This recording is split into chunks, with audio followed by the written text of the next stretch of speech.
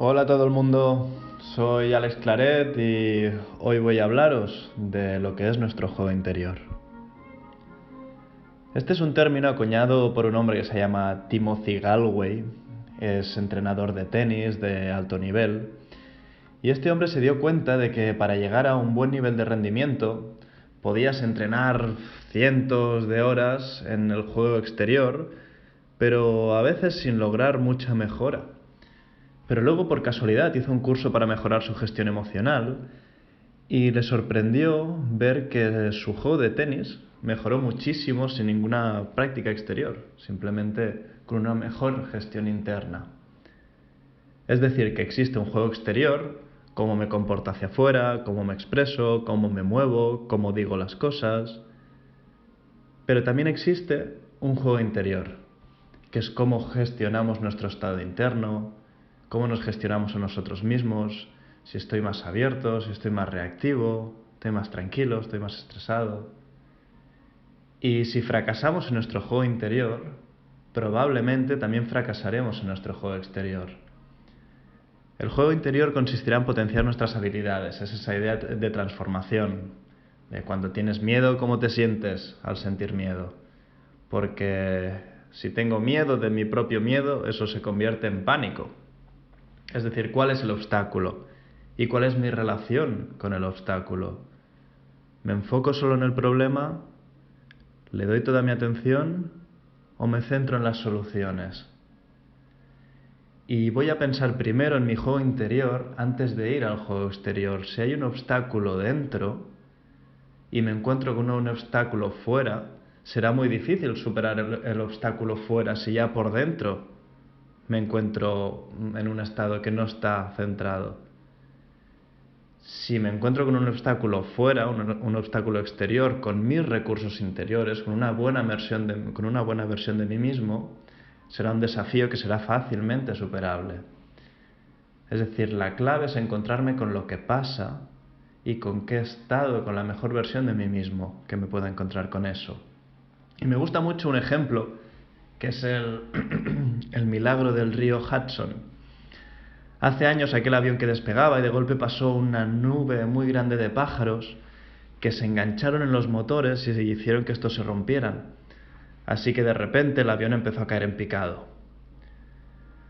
Por lo tanto, aquello que haga el piloto va a afectar directamente a todos los demás. Si entra en pánico en su juego interior, seguro que habrá un desastre en el juego exterior. En este caso, su estado, cómo gestione su interior, determina la vida de muchas personas. Y él pudo mantenerse centrado en este estado. Algunos decían que debería dar la vuelta para volver al aeropuerto, pero él intuitivamente sabía que no había tiempo suficiente. Tenía 3 minutos y medio antes de que impactaran contra el suelo. No había tiempo para una técnica de 12 pasos o buscar el manual. Es entrar en un estado centrado y tomar una decisión rápida. Tenía que manejar el avión, pero también mantener la calma de los pasajeros y del equipo.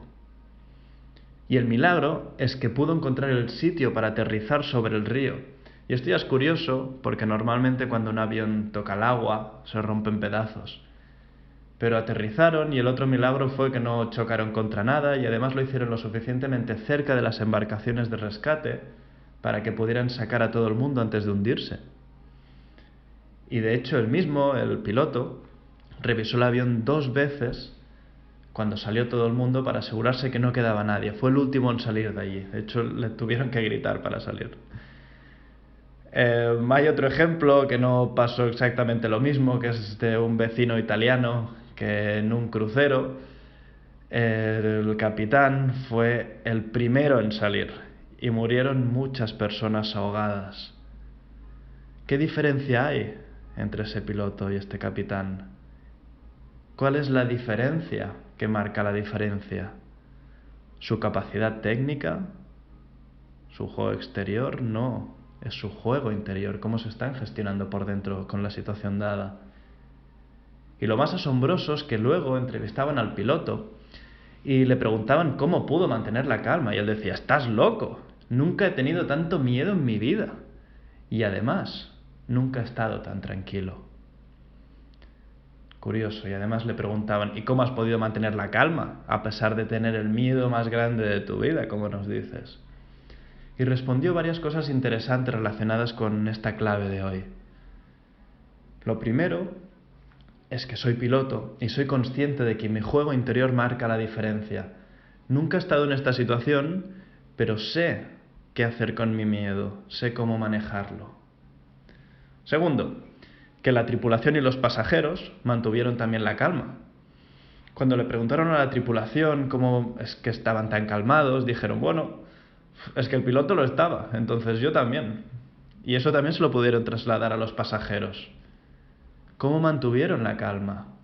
Porque el juego interior del piloto también determina el juego interior de los demás. Es decir, trasladamos la propia manera de expresar lo nuestro a cómo se comportan los demás.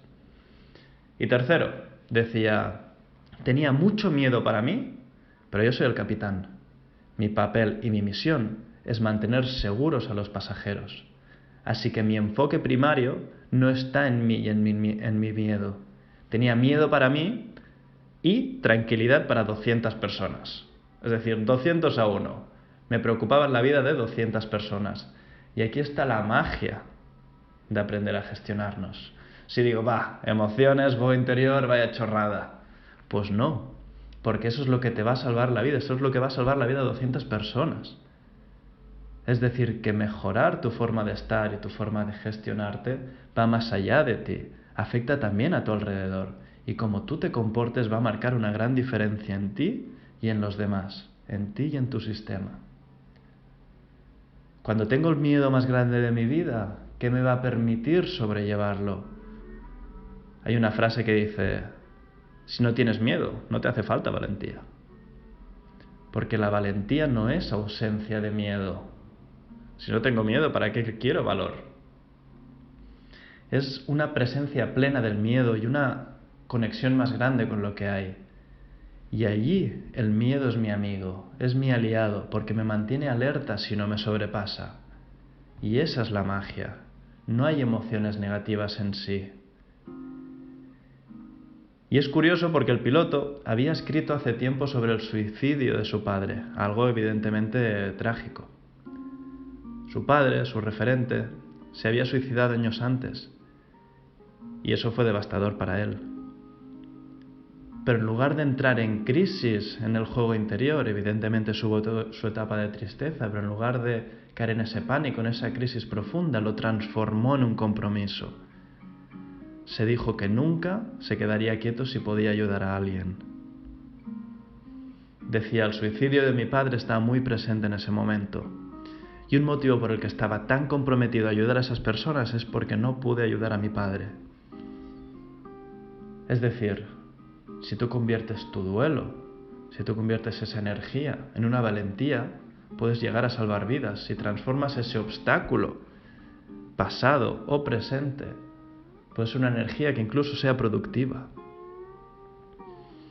En nuestra situación nos vamos a encontrar sin duda con cosas que dan miedo. Algunas que se pueden prever, otras que no. La situación que estamos viviendo ahora es difícil de prever. Entonces decimos que esto desde la mente cognitiva no sirve mucho para entenderlo. No puedes planificar esto, no puedes preverlo.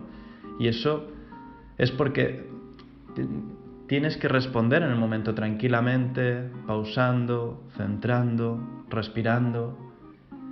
Y lo harás desde el músculo, lo harás desde el cuerpo, no lo harás desde la cabeza. A ver, ¿cuál era la técnica para los pájaros en el motor y caída en picado con probable muerte en 3 minutos y medio justo al despegar? No existe eso, no hay manera de entender eso racionalmente, eso no se enseña en la carrera de piloto.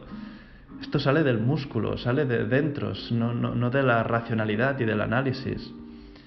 Y no tengo nada en contra de la mente cognitiva y la racionalidad, es un tremendo aliado, pero tiene momentos más importantes y menos, no nos perdamos en eso. Y curiosamente hay una película sobre este ejemplo que os acabo de comentar, sobre el milagro del río Hudson. Os pasaré el tráiler aquí y os lo recomiendo para estos días. Allí en el juicio que le hacen al piloto, la oposición le dice que podría haber vuelto, que podría haber dado la vuelta y llegado al aeropuerto en lugar de aterrizar sobre el río y poner tanta gente en peligro.